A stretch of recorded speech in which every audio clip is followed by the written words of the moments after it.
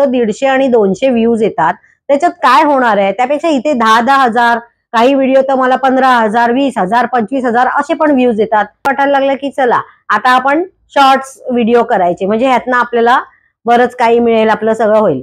पण हे बिलकुल चुकीचं आहे. आणि मग असं झालं की ह्याच्यात मी थोडंफार कधीतरी एखादा व्हिडिओ मी अपलोड करायची वगैरे, मी स्वतः थोडंसं शिकले आणि मी करायला लागले. पण ते काय एवढं खास नव्हतं. तुम्ही जर माझे पहिले व्हिडिओ बघाल तर मी एवढे कॉन्फिडेंटली बोलत पण नव्हते.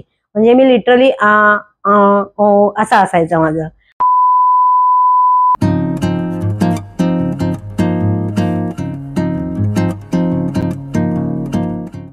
नमस्कार, मी आपली सर्वांची आवडती मिसेस मानसी परेश देशमुख आपलं सगळ्यांचं स्वागत करत आहे मानसीज कुकिंग स्टोरी मध्ये. तर फायनली माझं चॅनल मॉनिटाईज झालं. आणि मॉनिटाईज झालं म्हणजे काय ते असं काल केलं आणि आज मॉनिटाईज झालं अजिबात नाही. गेले 4 वर्ष मी सकाळ संध्याकाळ याच्यावर मेहनत घेतली, भरपूर व्हिडिओज केले आणि जवळजवळ रोज एक व्हिडिओ मी अपलोड करायची. तर मॉनिटाईज होण्यासाठी आपल्याला 4000 तास वर्षाला हवेत किंवा 1000 सबस्क्रायबर्स हवेत. तर झालं असं की 2019ला मी चॅनल चालू केलं आणि प्रॉब्लेम असा झाला की त्या दरम्यान कोविड आलं. आणि कोविड आल्यानंतर लोक खरं तर त्या काळात लोक सुटले, भरपूर व्हिडिओज केले, अपलोड केले आणि आज कुठच्या कुठे पोहोचले. आणि मी मात्र उलट केलं. झालं असं की मला एवढ्या केकच्या ऑर्डर्स यायच्या, पिझ्झाच्या ऑर्डर असायच्या, भरपूर माझ्याकडे ऑर्डर्स असायच्या. त्या ह्याच्यात मला व्हिडिओ पण बनवायला मिळायचं नाही आणि मला खरं तर खूप काही याची माहिती पण नव्हती. म्हणजे माझं जर मुलगा किंवा मुलगी जर शूट करेल किंवा ते एडिट करतील तरच माझा एखादा व्हिडिओ अपलोड व्हायचा. आणि मुलं म्हणजे कसे, एखादा व्हिडिओ शूट केल्यानंतर लिटरली आठवडा लावायचे तो एडिट करायला, म्हणजे मला त्यांच्या मागे लागायला लागायचं. तर हे एक आमचं चुकलं. सेकंड थिंग असं झालं की सेकंड वेव्हला मला, माझ्या मुलीला आणि माझ्या नवऱ्याला, आम्हाला तिघांनाही करोना झाला. आणि त्या याच्यात आम्ही प्रचंड आजारी होतो. म्हणजे जवळजवळ आमचे 2-2.5 महिने असेच गेले आणि खूप थकवा आला आणि म्हणजे खूपच आम्ही हे सर्व करायच्या पलीकडेच गेलो होतो, तर शक्यच नव्हतं. आणि मग असं झालं की याच्यात मी थोडंफार कधीतरी एखादा व्हिडिओ मी अपलोड करायची वगैरे, मी स्वतः थोडंसं शिकले आणि मी करायला लागले. पण ते काय एवढं खास नव्हतं. तुम्ही जर माझे पहिले व्हिडिओ बघाल तर मी एवढे कॉन्फिडेंटली बोलत पण नव्हते. म्हणजे मी लिटरली असं असायचं माझं. आणि त्यावेळेला मला स्वतःला अजिबात एडिटिंग पण करता येत नव्हतं, काय नव्हतं. म्हणजे लिटरली मला हातापाया पडायला लागायचं मुलांच्या की प्लीज कर रे. पण ते काय त्यांच्या कामात बिझी किंवा त्यांचे कॉलेजेस वगैरे चालू होते, त्यामुळे त्या लोकांना पण मला वेळ देता येत नव्हता. आणि योगायोगाने असं झालं की माझ्या मुलीचं लग्न ठरलं आणि तिचा साखरपुडा होता. 2022 मध्ये साखरपुडा होता. आणि साखरपुडा झाल्यानंतर माझा भाचा दक्ष राणे तो माझ्याकडे राहायला आला. त्याची 10वी झाली आणि तो माझ्याकडे राहायला आला.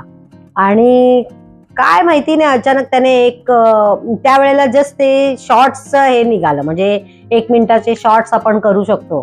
तर त्याने एक व्हिडिओ माझा बनवला आणि तो अपलोड केला. सकाळी अपलोड केला आणि संध्याकाळपर्यंत लिटरली 5000 व्ह्यूज आले होते. आणि मला एवढा आनंद झाला, बापरे एवढे व्ह्यूज एकदम. तर आम्हाला असं वाटायला लागलं की चला आता आपण शॉर्ट्स व्हिडिओ करायचे, म्हणजे ह्यातनं आपल्याला बरंच काही मिळेल, आपलं सगळं होईल. पण हे बिलकुल चुकीचं आहे. जे शॉर्ट्स व्हिडिओ असतात त्याने आपल्याला सबस्क्रायबर्स मिळायला मदत होते, पण आपले आर्स वाढत नाहीत. तर आर्स वाढण्यासाठी माझ्या मुलाची एक मैत्रीण आहे किनल म्हणून, जी बऱ्याच वेळा माझं चॅनलचं सर्व बघत असते की माझं पेमेंट येणार आहे की नाही, माझं मॉनिटाईज झालंय की नाही, हे सर्व ती चेक करत असते कायम. तर त्याच्या आधी तिने मला सांगितलं की काकू तुम्ही व्हिडिओज मोठे पण बनवत चला. तर मी खरं सांगायचं तर मी एवढं लक्ष दिलं नाही तिच्या त्या बोलण्याकडे. आणि माझ्या मते दक्षलाही एवढं माहिती नसावं, कारण की आम्ही म्हणजे शॉर्ट्स व्हिडिओवर जास्त भर दिला. पण त्या ह्याच्यात माझे 1000च्या वर सबस्क्रायबर्स झाले. पण अजून एक क्रायटेरिया होता 4000 आवर्स. ते व्हायला थोडंसं कठीण असतं. आणि असं करता करता करता आम्ही गेलो होतो 2024 मध्ये गोव्याला गेलो होतो. आणि मला ती सारखी मागे लागली की तुम्ही आहे ना मोठे व्हिडिओज पण बनवा, बघा तुम्ही त्याचा फायदा होईल.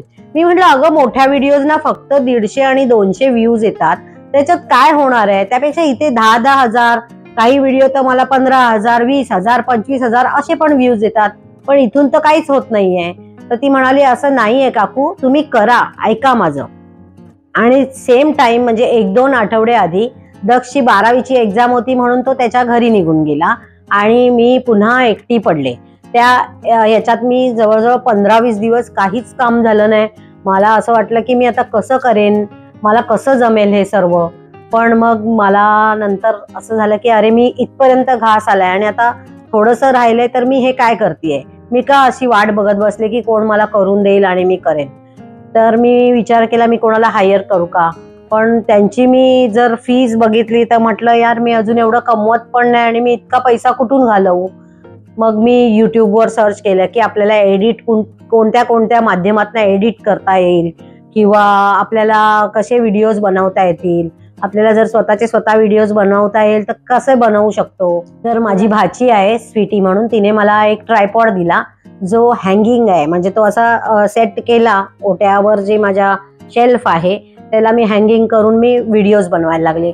पण त्यात पण मला थोडंसं कळत नव्हतं, कधी कधी व्हिडिओ अगदी अंगावर यायचे, मग कोणीतरी म्हणायचं अरे व्हिडिओ का असा एवढा अंगावर येतोय, तर ते मला कळत नव्हतं. ते मी सेटिंग केलं आणि नंतर असं झालं की मी आता ह्याच्यात तरबेज झाली की मी शूट पण माझं मी करायला लागले, एडिट करायला लागले. काही वेळा नाही मला कळलं की मी दक्षला फोन करायची, दक्ष मला असा असा प्रॉब्लेम येतो काय करू, मग तो सांगायचा की मावशी असं कर तसं कर, किंवा मी थोडंसं युट्यूब बघून मी काही ना काही करत गेले आणि मी स्वतःला इम्प्रूव्ह करत गेले. मी म्हणत नाही की मी फार छान शूट करते किंवा काय, पण मला कोणाची हेल्प जेव्हा मिळते तेव्हा मी घेते हेल्प. पण जेव्हा आम्ही गोव्याला मी रोज न चुकता व्हिडिओ बनवले आणि त्या व्हिडिओजला लिटरली 1000-1200 असे व्ह्यूज असायचे रोजचे. मी सकाळी दिवसभर आम्ही फिरायचो, मी आणि माझा नवरा, आणि फिरलेलं प्रत्येक गोष्ट मी कॅप्चर करायची आणि संध्याकाळी रूमवर आल्यावर मी लिटरली माझा नवरा झोपलेला असायचा पण मी 2-2, 2:30 वाजेपर्यंत मी ते एडिट करून, व्हॉइस ओव्हर करून, मी ते अपलोड करून, आपलं सकाळचं टायमिंग 8-9चं टायमिंग मी टाकून बरोबर सेट करून मी ते व्हिडिओज बनवायची. आणि त्या ज्या व्हिडिओजनी धडाधड मला एकदम असं छान माझं टाइम मॅनेज झालं आणि 4000 इतके पटकन होतील असं मला वाटलं नव्हतं. आणि बरोबर 31 डिसेंबर 2024ला माझा चॅनल मॉनिटाईज झालं. मॉनिटाईज झाल्यापेक्षा ते आपलं जे वाय स्टुडिओ जर तुम्ही बघाल तर तिकडे आहे ना एक रकाना असतो की तुमचे किती आवर्स झाले, किती सबस्क्रायबर झाले, किती टाइम झाला, सर्व असतं त्याच्यावर. तर तिकडे ना एक रकाना असा रिकामी आला आणि तिकडे रुपीज हे आलं आणि पुढे 0 आलं.